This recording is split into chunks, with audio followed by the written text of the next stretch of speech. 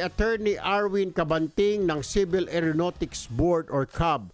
Attorney Cabanting, magandang umaga. This is Erwin Tulfo and Aljo Bendijo. Live po tayo sa PTV Nationwide at government radio station Radyo Pilipinas nationwide din po. Magandang umaga po sa inyo. Good morning po. Good morning po, Kong Erwin po and Sir Aljo Bendijo. Opo. Sir, matanong lang ho namin, marami po na stranded na mga Pilipino na kababayan natin, hindi lang po OFW, pati mga nagbakasyon, mga turista. Yung concern ko po kawawa, meron po tayong at least 20 mga estudyante sa isang kilalang university na nag-OJT sa Italy.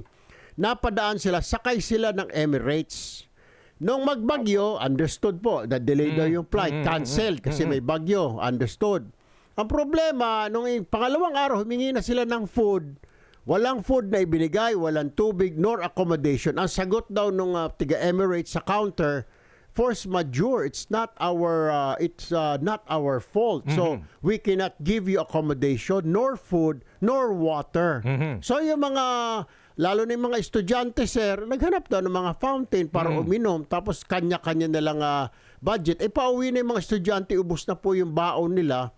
Naghati-hati na lang po sa isang hamburger, 4 silang kumain para lang makakain, maitawid yung araw na yon. Mabuti na lang, attorney, to the rescue ang ating consulate sa UAE, nagbigay ng tig 200 dirhams bawat pasahero.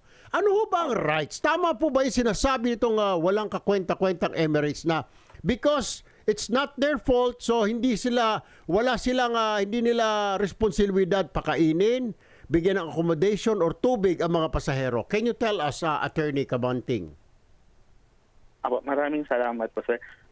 Sa Air Passenger Bill of Rights po natin ngayon po, kailangan may mga cancellation of flights po. Kailangan po nating i-distinguish kung yung reason of cancellation po is attributable to the air carrier or kasalanan po ng airline, or due to force majeure po, or walang kasalanan po ang airline. So pag sa force majeure po, pag walang kasalanan po si airline, under the Air Passenger Bill of Rights po, ang entitlement lang po ng passenger is reimbursement lang po. Pero it does not mean naman po na kailangan napapabuhay ang passengers nila kasi may mga existing cases naman po tayo sa Supreme Court na kahit naman po walang kasalanan kahit na sino dahil po sa force majeure ay papabayaan na po nila yung mga pasahero. Maybe that law na we have yung Passenger Bill of Rights applicable lamang po sa mga Philippine carrier, pero sa overseas hindi po yata ginagalang yan. Tama po ba, Attorney Arwin? Di para sa Cebu Pacific, PAL, yung mga local carrier lang natin ang sumusunod dyan na kahit papano. Ang alam ko, by Aljo, pinibigyan Cebu Pacific, PAL, hindi nila kasalanan dahil may bagyo doon, may traffic doon sa kabilang Ibayo, pinapakain yung mga pasahero ng PAL. Kanin at saka tosino, parang gano'n, nagsiserve sila kahit papano, pati tubig.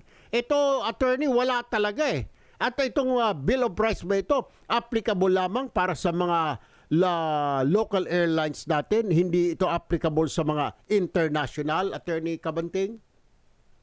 Yung application po ng Air Passenger Bill of Rights, pag international flight po, airlines po like Philippine Airlines, Cebu Pacific, AirAsia, both sectors po, yung palabas po ng bansa, papasok po ng Pilipinas.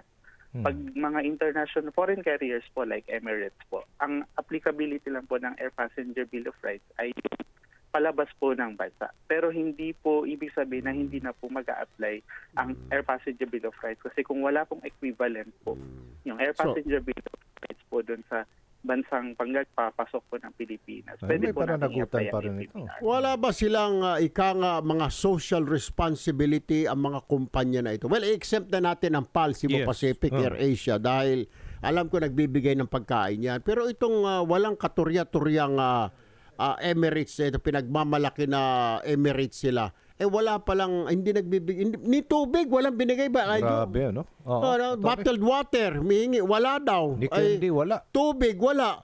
Bubuti na lang, Attorney Arwin, dumating yung Philippine Consulate at nagbigay ng tig 200 dirhams. Anyway, sir, maraming salamat po, Attorney Arwin Cabanting, sa inyong oras. Magandang umaga po. Gandang umaga rin po. I-adoin po natin yung Emirates po. May Kasabihan po yung Emirates, yung mga, isa pa sir ha, isa pa. Oh. Akala ng mga estudyante nakasakay na sila after 2 days. 2 days po sila nakasakay. After 2 days, doon sila Stranded. nakahilata. Pati shower, wala nga pag-shower yung mga wala. bata. Oh.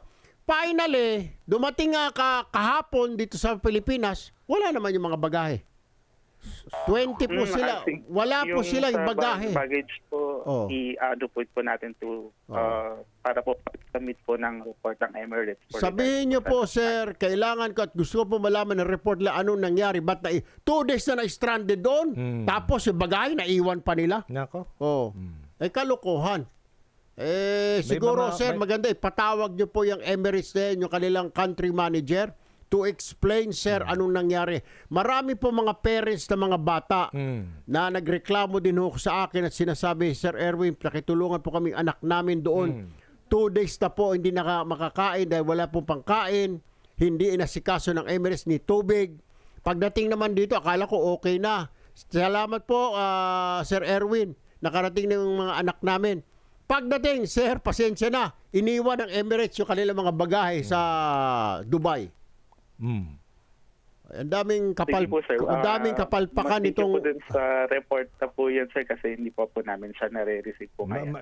Well, ako na ho nagre-report. Masusulatan na po. Oo. Kung walang complainant yung 20 estudyante ng isang universidad na nag-OJT sa Italy, Oh. ay HRM yata yung mga estudyante na yon, ay nakarating na, magtitistigo po sila kung paano sila binalahura ng Emirates.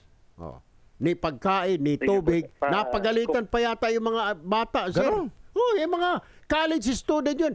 18, 19, ano kaalam-alam naman nun? First time pa magbiyahe. Anak ng baka. Sir, pakisilip lang po. Ano po? At sabihin niyo may mga reklamo. Lalong-lalo na po sa yung aming programa Punto Asintado Reload, nagre-reklamo po. Kailangan nila magpaliwanag dahil kung hindi, araw-arawin ho namin sila dito na sasabihin ho namin yung mga takipakinig namin, huwag kayong sumakay ng Emirates dahil pag nagkabagyo na naman, baka wala kayong makain. Baka padila sa inyo alikabok doon sa Dubai Airport. Alright, maraming salamat po, Attorney Arwin Cabanting.